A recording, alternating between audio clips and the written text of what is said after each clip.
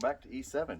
So we are under a winter storm advisory, and well, we're in an RV, and winter storms and RVs don't go very well together.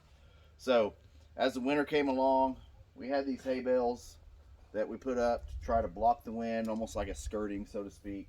Uh, we are preparing to be in this thing in single digits. So we've got our hay that I'm stacking up around here, and then a friend of ours recommended that we put some metal up behind the hay, almost to be a wind restrictive or stop. I don't know if it's going to work or not, but I have metal, so I'm going to try it.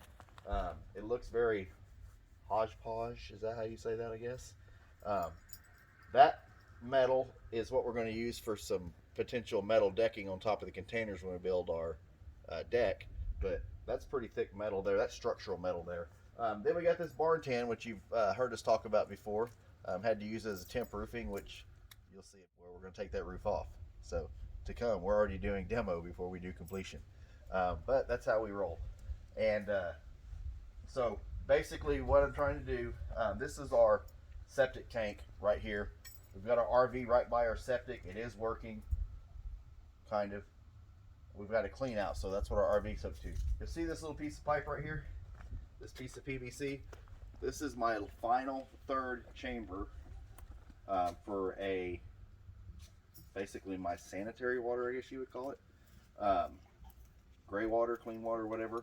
The pump went out, and we've only had this thing since July, August. So not very long, and the pump's out. So fortunately, it's under warranty. It's about the only thing we own that's under warranty.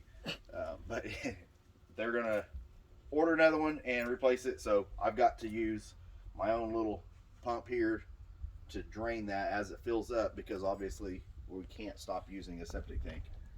Even though this has a holding tank in it, it's not gonna hold a whole lot.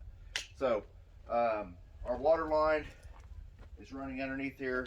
We've got some pool noodles and some insulation noodles on it that have seemed to help. We did freeze one time, but we didn't have enough water pressure flowing, and it got into single digits, and it did freeze up, but we got it thawed out. So we're hoping that this metal will block the wind and everything from going underneath there. Then hopefully the water lines underneath it won't freeze up, and we should be in good shape. We're going to keep more water running in the RV. So yeah, it's kind of wasteful, but we've got to have water. So that's just trying to get this thing as warm as possible underneath there. Try to keep it from being so cold. So kind of walk around this way. One thing you'll notice is we do have elevation changes. So that was higher than this down here. It drops. This is a 31-foot camper, RV, whichever, and it drops about 16 inches from the front of it to the back. The ground does.